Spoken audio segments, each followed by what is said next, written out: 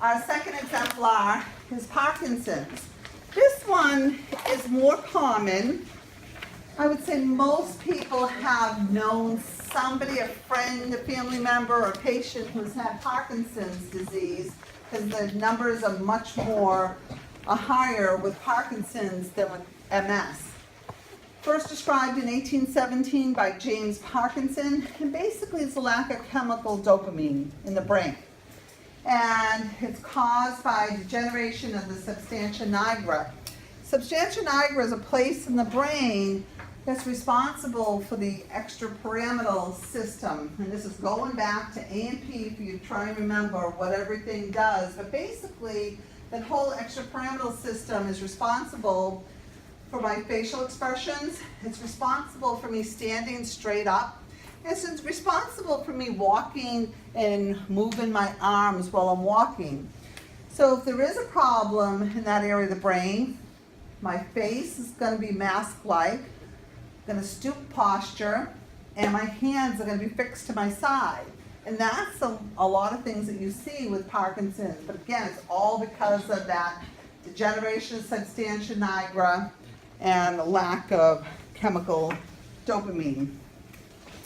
So approximately 1 million people have Parkinson's in the United States. Usually begins later in life, 60s to 70, and equal males to female. So again, non-discriminatory disease. Cause, idiopathic cause, we don't really know. We know there's a lack of dopamine, but we don't know why.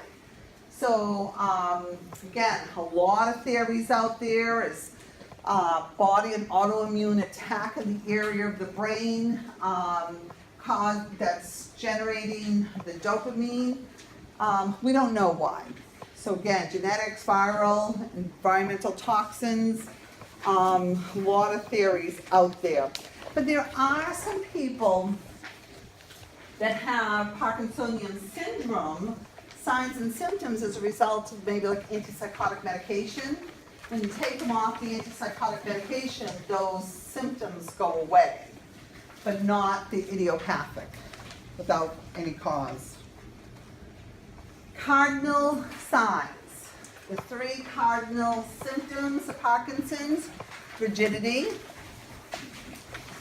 we're very rigid.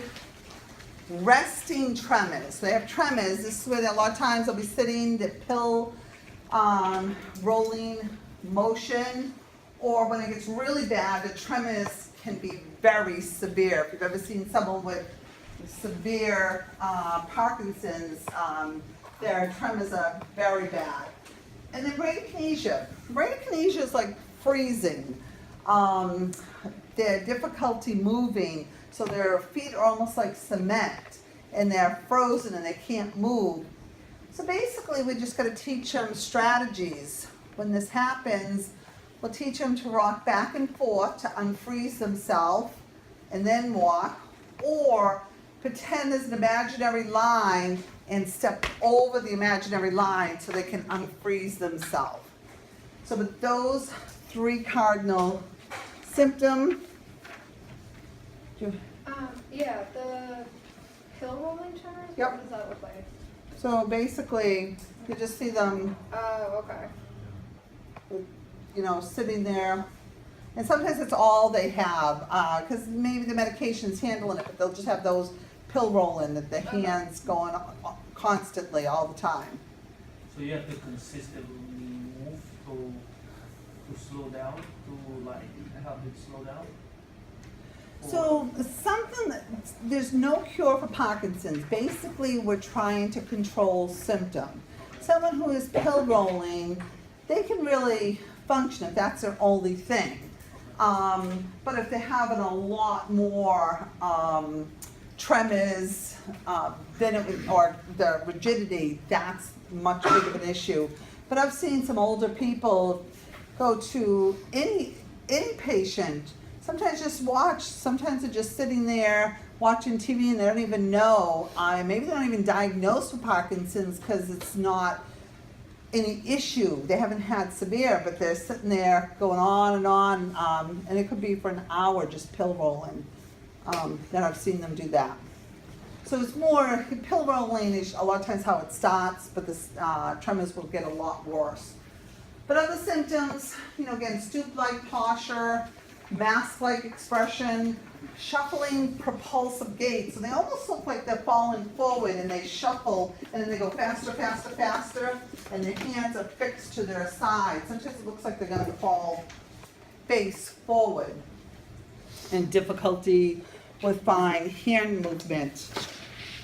So diagnosis, again, for diagnosis, pretty similar to MS, where we have to clinical picture, rule out other things.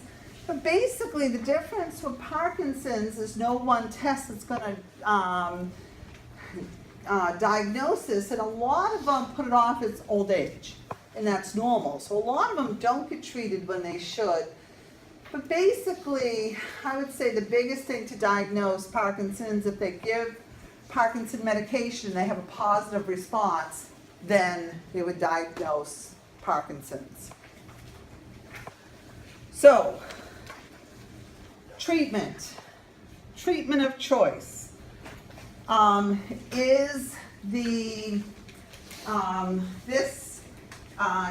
levodopa and carbidopa. It's a combination of two meds, Sinemet. That's the drug of choice.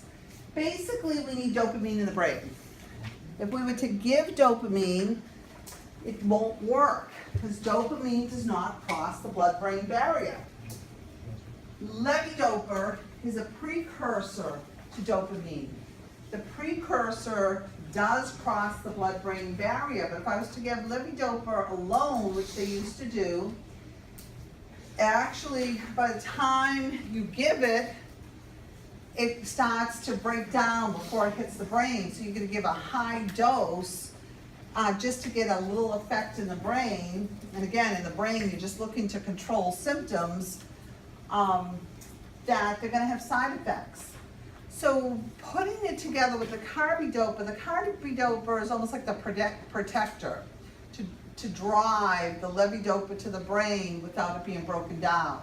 So it's two meds combined, Sinemet, carbidopa, levodopa, always written as a fraction because it's two meds, and that is the drug of choice. Though, like anything else, it has its issues. And I'll go back to the slide there. So this is Sinemet, carbidopa, levodopa. But after years, the benefits wear off. They only can keep increasing it so much before it hits the ceiling. And with taking higher doses, you can have dyskinesia, that involuntary movement that you may see people having, tardive dyskinesia, with higher doses of the levodopa. So at some point, involuntary movement, the pill rolling? no, not the pill rolling. So maybe you've ever seen someone with a tardive dyskinesia that all of a sudden their whole neck moves or their hand moves. That's more of the involuntary movement that you would see. It's a really exaggerated type of movement. So someone like Michael J. Fox, diagnosed in his 40s, he will outlive Sinemet, so they will have to add other things in there, where someone who's diagnosed in their 70s possibly can have full benefit of Sinemet. Because again, it does have a ceiling, it is the drug of choice, but the earlier someone's diagnosed, it's like, oh, at some point, we gotta start looking at other things. And I'm gonna talk about surgery and yes, physical therapy that they need for safety, strengthening, and nursing consideration. But there are other medications. And again, the medications are all to control symptoms. I'm gonna tell you right now, you absolutely need to know Sinemet. It's the only one I'm gonna test on. I'll tell you that right now.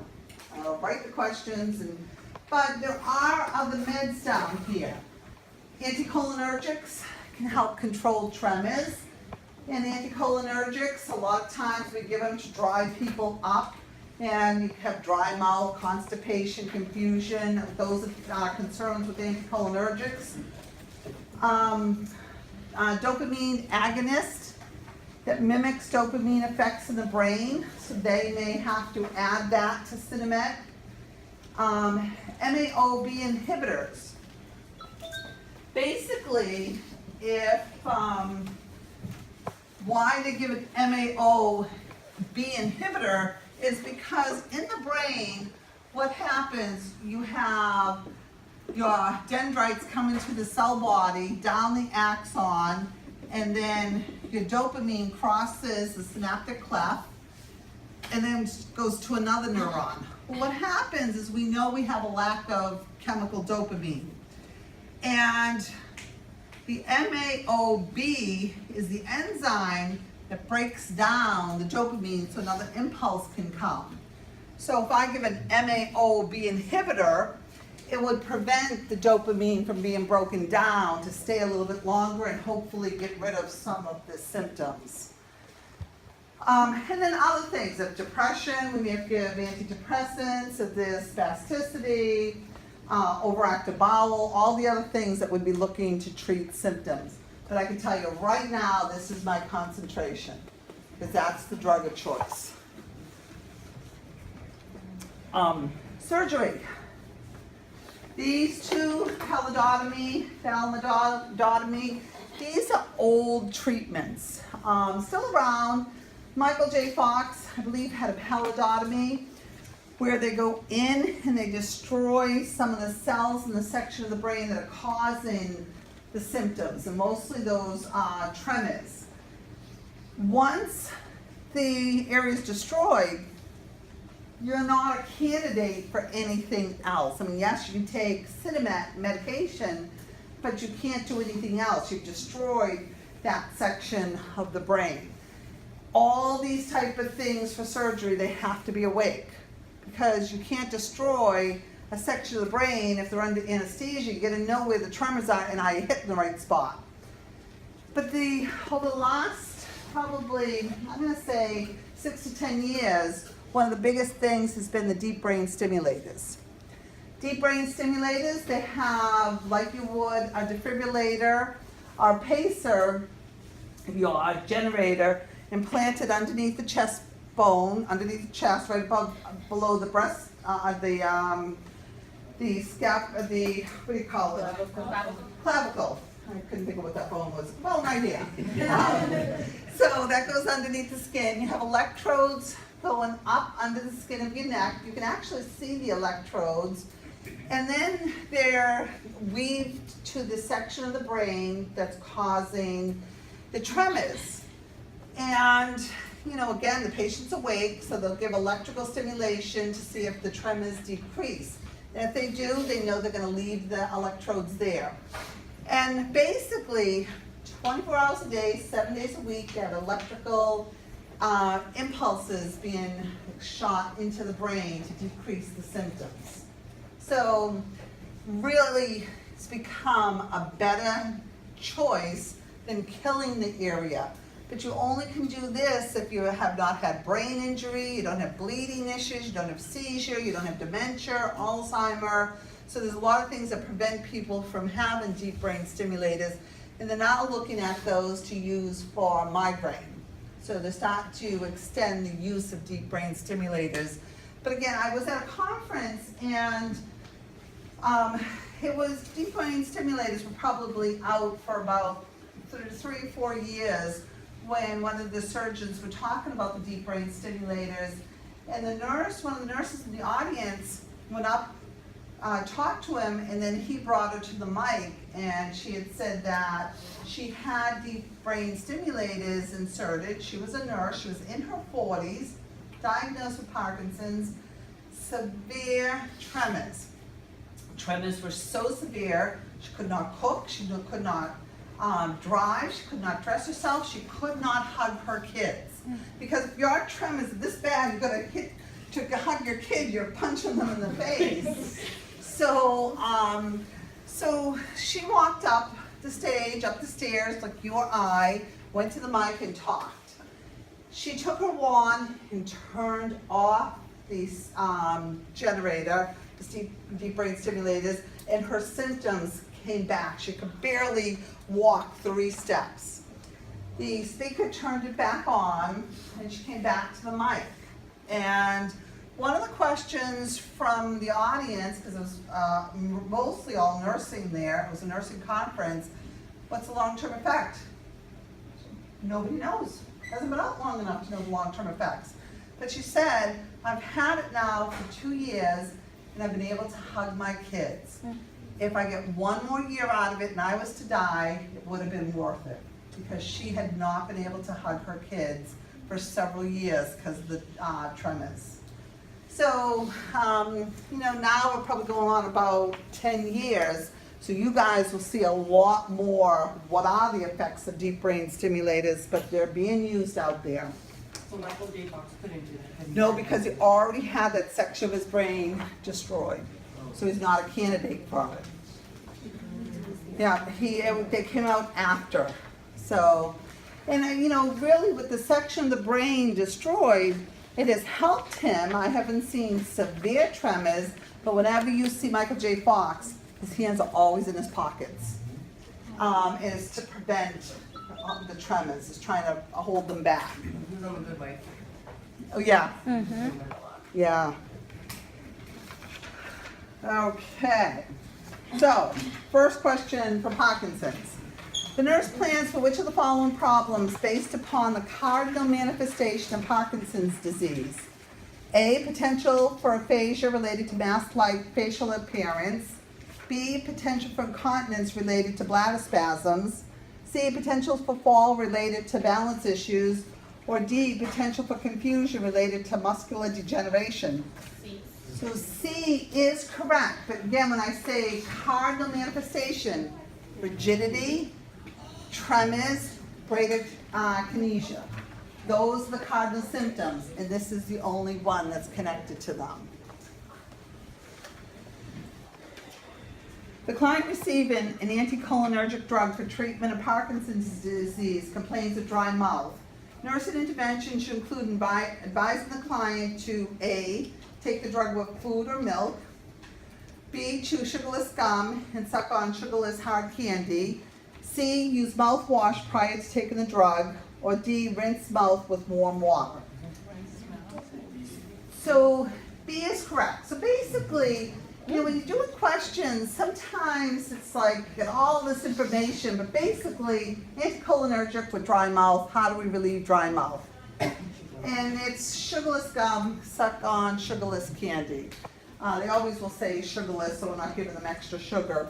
But basically, for Parkinson's, they may have trouble swallowing, but it should say it. A lot of times the swallowing is related to the bradykinesia. And basically, we'll just have the patient stroke their neck to almost like wake up the muscles, and then they bind to swallow. But I thought where some of them have difficulty swallowing and like them sucking on hard candy, they're, where some of them have to usually take like the thicket to help them if they're having difficulty swallowing. Why would hard candy? Like, I'm kind of confused. So and if that's the route I went, none of these make sense then. So I'd have to back into it, because if they were on thicket, then I certainly am not going to give them with milk, mouthwash, or rinse with warm water. So again, I'd almost back into this, because you're right, you could think that way, but even if I thought that way, I should back into this, because the others don't make sense. The others are actually worse than this one. So yes, but even,